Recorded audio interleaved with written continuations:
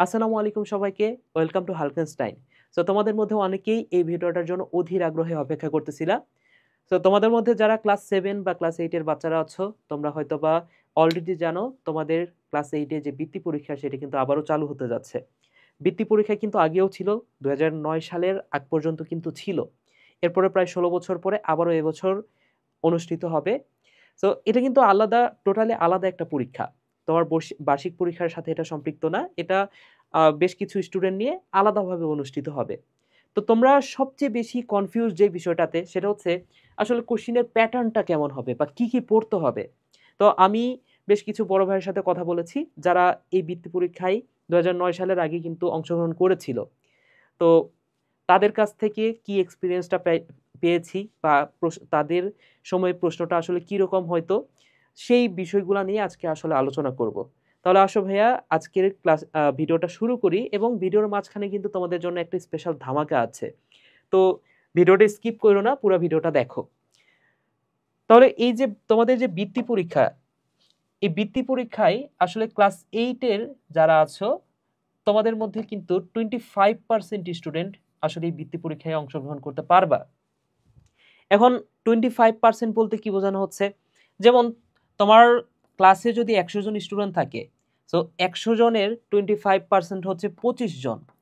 তাহলে 100 জন স্টুডেন্ট থাকলে 1 থেকে 25 রোল পর্যন্ত যে স্টুডেন্টরা আছো তোমরাই কিন্তু আসলে এই বৃত্তি পরীক্ষায় অংশগ্রহণ করতে পারবা। ঠিক তেমনি যদি 50 জন স্টুডেন্ট থাকে সেক্ষেত্রে 12 বা 13 জন স্টুডেন্ট পরীক্ষায় অংশগ্রহণ করতে পারবা। আচ্ছা, এখন এই যে 1 থেকে 25 রোল পর্যন্ত যারা আছো, এই 1 থেকে 25 রোল এটা আসলে কিভাবে হবে বলতো? তোমরা ক্লাস 7 এ যে বার্ষিক পরীক্ষাটা দিবা, সেইখান থেকে তো তোমাদের একটা রোল হবে, তাই না? সো এই ক্লাস 7 এ যে বার্ষিক পরীক্ষাটা, সেখান থেকে তোমার যে রোল, সেই রোল অনুযায়ী 1 থেকে 25 পর্যন্ত স্টুডেন্ট তোমরা হচ্ছে এই বৃত্তি পরীক্ষায় অংশগ্রহণ করতে পারবা। এটা তোমার ফার্স্টেই জানতে হবে। এর কারণ হচ্ছে যে ক্লাস 7 এ যারা আছো তোমাদের হাতে কিন্তু এখনো সুযোগ আছে। সো তোমাদের অবশ্যই 25% এর মধ্যে থাকতে হবে। এই হচ্ছে বিষয়। এখন মানবন্টনটা আসলে কি? বাংলাতে 100 মার্ক, ইংলিশে 100 মার্ক, ম্যাথে 100 মার্ক, সায়েন্স বিজিএসএ এই দুটা মিলে 100 মার্ক। সো সায়েন্সে 50 এবং বিজিএসএ 50, এগুলা তোমরা হয়তোবা জেনেছো অলরেডি। এখন এই যে বাংলা যে সাবজেক্টটা, বাংলার মধ্যে কিন্তু আবার বাংলা প্রথম পত্র আছে, বাংলা দ্বিতীয় পত্র আছে। ইংলিশের মধ্যে আবার ইংলিশ প্রথম পত্র আছে, ইংলিশ দ্বিতীয় পত্র আছে। তো এই মোটামুটি বলা যায় 1 2 3 4 5 6 7, এই মোট 7টা সাবজেক্ট নিয়ে তোমার এক্সাম হবে। যদিও এখানে 4টা দেখতে পাচ্ছ আসলে, কিন্তু ভেঙে বললে আসলে 7টা সাবজেক্ট হচ্ছে। আচ্ছা, এবার আসো মেন পয়েন্টটাতে যাই। প্রশ্নের প্যাটার্নটা আসলে কেমন হবে? তো আমি বড় ভাইদের সাথে কথা বলেছি। তাদের কথা অনুযায়ী প্রশ্নের প্যাটার্নটা হবে এসএসসিতে, মানে তোমরা তো ক্লাস 8 এ আছো, তাই না? কিন্তু তোমাদের প্রশ্নটা হবে এসএসসি স্ট্যান্ডার্ড। তো প্রথম কথা হচ্ছে যে এসএসসি স্ট্যান্ডার্ড কোশ্চেন হবে। SSC standard. বিষয়টা এমন না যে তোমার এসএসসির যে বইটা সেটা পড়তে হবে। তোমার ক্লাস 8 এর বইটাই আসলে পড়তে হবে। প্রশ্নটাও হবে ক্লাস 8 এর বই থেকেই। কিন্তু তোমাদের বইয়ে, মানে তোমার প্রশ্নে একটু আ অ্যাডভান্স কিছু এড করা হবে। বুঝতে পেরেছো? যেমন তোমাকে সরাসরি বলবে না যে ঘর্ষণ কি? তোমাকে হয়তোবা ঘর্ষণ নিয়ে আ অনুধাবনমূলক কিছু একটা বলতে পারে। যে মানুষ হাঁটার সময় ঘর্ষণ সৃষ্টি হয় কিভাবে, বা এই টাইপের কিছু বোঝার বিষয় তোমাকে হচ্ছে বলতে পারে। আচ্ছা, এখন কেন তোমাকে অ্যাডভান্স প্রশ্নটা করবে? এর কারণ হচ্ছে দেখো তোমাদেরকে কিন্তু সেপারেট ভাবে একটা পরীক্ষা নেওয়া হচ্ছে। মাত্র 25%, অর্থাৎ ক্লাসের যারা মেধাবী স্টুডেন্ট আছো বা পুরো একটা জেলার মধ্যে বা পুরা দেশের মধ্যে যারা মেধাবী স্টুডেন্ট, তোমাদের কিন্তু একটা কম্পিটিটিভ এক্সাম হচ্ছে এটা। একদম টোটালি আলাদাভাবে। সো এইখানে কোশ্চেন কিন্তু একদম ইজি করবে না, কোশ্চেন কিন্তু অবশ্যই হার্ড করবে। আর হার্ড করার জন্য তারা অবশ্যই কিন্তু এসএসসি লেভেলের যে বইটা আছে সেটার কিন্তু সাহায্য নিতেও পারে। বুঝতে পেরেছো? তো তোমার যে কাজটা করতে হবে ভাইয়া সেটা হচ্ছে এসএসসি স্ট্যান্ডার্ড যে প্রশ্নগুলা, সেই প্রশ্নগুলা সলভ করতে হবে। তবে এমন না যে তোমার আদার্স, মানে তোমার 8 এর বইয়ে যা আছে তার বাইরে গিয়ে কিছু পড়তে হবে। তোমার 8 এর বইয়ে যে টপিকগুলো আছে সেগুলোই একটু বেশি করে জানতে হবে। ঠিক আছে? আচ্ছা। এরপরে যে কথাটা, কোশ্চিনে আসলে কি থাকবে, কোশ্চিনে থাকবে তোমার এমসিকিউ। আমার কাছে যেটা মনে হয়, যদিও তোমাদের কিন্তু প্রকাশ করে নাই আসলে কি টাইপের প্রশ্ন হবে বা কি ধরনের প্রশ্ন থাকবে, তো আমার কাছে যেটা মনে হয় যে এখন যেহেতু সব কোশ্চিনে আসলে এমসিকিউ থাকে, তোমাকে যাচাই করার জন্য এমসিকিউ থাকবে 25%-এর মধ্যে এমসিকিউ থাকতে পারে। ওকে, সো এমসিকিউ থাকলেও সেটা 25%-এর মতো হবে। এরপরে তোমার সিকিউ কোশ্চিন থাকবে। সিকিউ কোশ্চিন থাকবে আসলে ক্লাস যারা হচ্ছে 2009 সালের আগে ভর্তি পরীক্ষা দিয়েছে, ওই সময় তো সিকিউ ছিল না, ওই সময় ছিল শর্ট কোশ্চিন। তো তোমার কিন্তু হাই চান্স আছে যে শর্ট কোশ্চিন বা অনুধাবনমূলক প্রশ্ন উদ্দীপক ছাড়া কিন্তু দিতেও পারে। ঠিক আছে, সো এটাও তোমার লিস্টে রাখতে পারো যে শর্ট কোশ্চিন আসবে, শর্ট কোশ্চিন আসবে বা অনুধাবনমূলক যে কোশ্চিনগুলা বা বিশ্লেষণমূলক কোশ্চিন কিন্তু আসতে পারে। সো বিশ্লেষণমূলক প্রশ্ন। আচ্ছা, আর যদি সিকিউ আসেও তোমাকে হয়তো বা ট্র্যাডিশনাল উপায়ে সিকিউ নাও করতে পারে। ট্র্যাডিশনাল উপায় বলতে বোঝাচ্ছি যে একটা সিকিউ কি থাকে, একটা উদ্দীপক থাকে ক খ গ ঘ। সো এই ক খ গ ঘ এইভাবে নাও দিতে পারে, তোমাকে সিকিউ এর একটা উদ্দীপক দিয়ে তোমাকে হয়তো বা 5 মোট 10 মার্কের প্রশ্ন করতে পারে, অর্থাৎ লং প্রশ্ন করতে পারে। ওকে, সো সিকিউ যেটা থাকবে হয়তো তোমাকে এখানে ট্র্যাডিশনাল উপায়ে করতেও পারে আবার নাও করতে পারে। ঠিক আছে, একবারে যে সম্ভাবনা নাই বিষয়টা এমন বলতেছি না। সো তোমাকে ট্র্যাডিশনাল উপায়ে করতে পারে চাইলেই, আবার তোমাকে চাইলে কিন্তু একটু এক্সেপশনাল কোশ্চিন করতে পারে, তোমাকে করতে পারে 5 মার্ক করে এমসিকিউ, সিকিউ দিতে পারে। সো 5 মার্ক করে 2টা প্রশ্ন থাকতে পারে। ঠিক আছে, এভাবে তোমাকে প্রশ্ন দিতে পারে। এবং তোমাকে একটা বিষয় মাথায় রাখবা যে তোমাকে ডিরেক্ট সংজ্ঞা দিবে না, যেহেতু এটা কম্পিটিটিভ এক্সাম, তোমার মাথা থেকে বের করে নিয়ে আসবে, তোমার কাছে জ্ঞান আছে কিনা সেটা বের করে নিয়ে আসা হবে।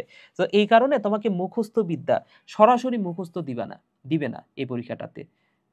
তো এই কথাটা তোমার অবশ্যই মাথায় রাখতে হবে যে জিনিসগুলো মুখস্থ একদম সরাসরি সংজ্ঞা সংজ্ঞা এটা কিন্তু দিবে না, তোমাকে অবশ্যই সেই জিনিসটাই দিবে যেটা হচ্ছে অনুধাবনমূলক বা বিশ্লেষণমূলক প্রশ্ন দিবে। ঠিক আছে, সরাসরি সংজ্ঞা দিবে না, দিবে কি অনুধাবনমূলক প্রশ্ন দিবে। অনুধাবনমূলক যে প্রশ্নগুলা সেগুলো তোমাকে দিবে। যেমন তোমাকে উদাহরণ আমি দিতে পারি যে তোমাকে সরাসরি বলবে না যে সালোক সংশ্লেষণ কাকে বলে, কারণ এটা সবাই জানে। তোমাকে বলবে যে সালোক সংশ্লেষণ কিভাবে হয় বিক্রিয়া সহ ব্যাখ্যা করো। তো এই যে অনুধাবনমূলক যে প্রশ্নটা, এটা তোমাকে করতে পারে। বুঝতে পেরেছো? তো বিষয়টা হচ্ছে যে এইখানে এই যে তোমরা হয়তোবা অনেকে এখন ভয় পেয়ে যাবা যে আসলে কিভাবে এই বিষয়গুলো কাভার করবা, বা তুমি তো আসলে অ্যাডভান্স কোনো কিছু কিভাবে পড়বা আসলে।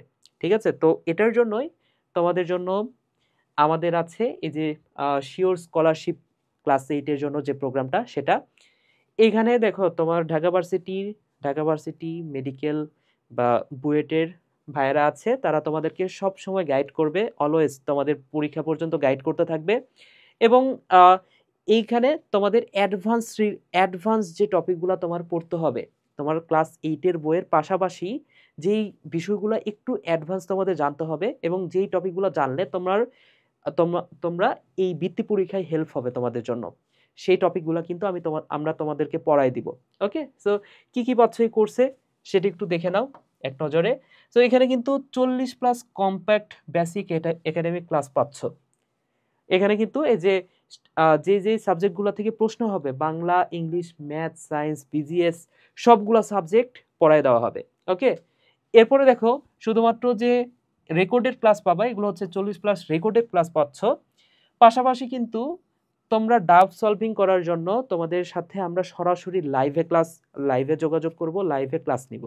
সেখানে তোমরা তোমাদের যে কনফিউশনগুলো সেগুলো কোশ্চেন করতে পারো, সেই অনুযায়ী অ্যান্সার দিব, এবং পাশাপাশি তোমাদের যে কোনো সমস্যার সমাধান দিব লাইভ ক্লাসের মাধ্যমে।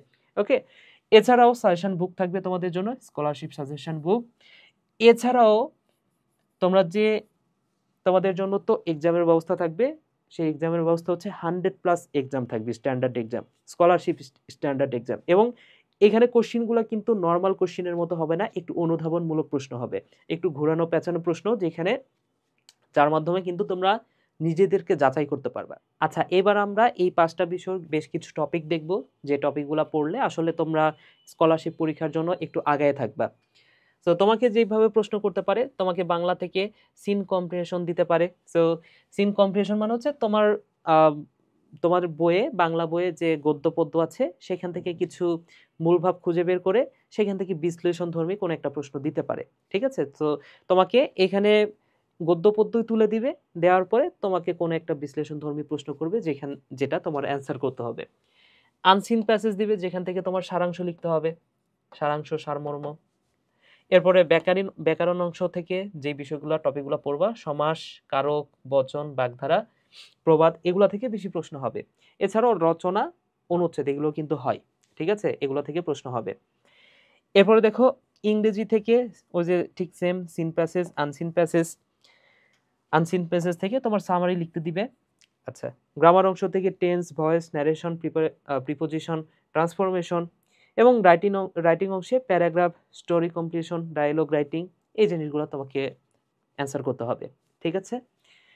আচ্ছা, এরপরে দেখো ম্যাথ থেকে অঙ্ক যে টপিকটা আছে সেখান থেকে শতকরা, লাভ ক্ষতি, সুদ, ভগ্নাংশ, অনুপাত, গড়, এই টাইপের বিষয়গুলো পড়বা। জ্যামিতি থেকে বৃত্ত, ত্রিভুজ, চতুর্ভুজ সংক্রান্ত যে উপপাদ্যগুলো আছে সেগুলো ভালো করে দেখবা। পরিসংখ্যান থেকে গড়, মধ্যক, প্রচুরক, গ্রাফ রিলেটেড যা কিছু আছে সেগুলো দেখবা। এছাড়াও বীজগণিত থেকে সমীকরণ সমাধান পড়বা, সূত্র প্রয়োগ। আচ্ছা, সো এই টপিকগুলো পড়বা। সায়েন্সের যে টপিকগুলো আছে যেমন পদার্থবিজ্ঞান, এখান থেকে বল, গতি, তাপ, আলো, বিদ্যুৎ, এই যে এগুলো নিয়ে প্রাথমিক যে সমস্যাগুলো সেগুলো পড়বা। রসায়ন থেকে মৌল, পর্যায় সারণী, রাসায়নিক বিক্রিয়া, এই টপিকগুলো সম্পর্কে ভালো একটা ধারণা রাখতে হবে। এবং জীববিজ্ঞান, তোমাদের বিজ্ঞান বইয়ে কিন্তু জীববিজ্ঞানের বেশ কয়েকটা টপিক আছে। সো সেখান থেকে উদ্ভিদ ও প্রাণী কোষ, অর্থাৎ মেইনলি কোষ নিয়ে আলোচনা মানে পড়বা। সালোক সংশ্লেষণ সম্পর্কে পড়বা, হজম, রক্ত সঞ্চালন, এই টপিকগুলো ভালো করে পড়বা। ওকে, সো এই টপিকগুলো কিন্তু তোমাকে অন্যদের চেয়ে অনেক বেশি আগায় রাখবে। ওকে, সো আশা করি তোমরা বুঝতে পেরেছো। আমি একটা ধারণা দেওয়ার চেষ্টা করেছি জাস্ট, কারণ তোমাদের যে নোটিশটা সেখানে কিন্তু আসলে উল্লেখ করা নাই যে প্রশ্ন কোন টপিক থেকে হবে বা কি টাইপের প্রশ্ন হবে। তো আশা করি তোমরা মোটামুটি একটা ধারণা পেয়েছো। সো আজকের ভিডিওটা এই পর্যন্ত শেষ করছি। সবাই ভালো থাকো, সুস্থ থাকো।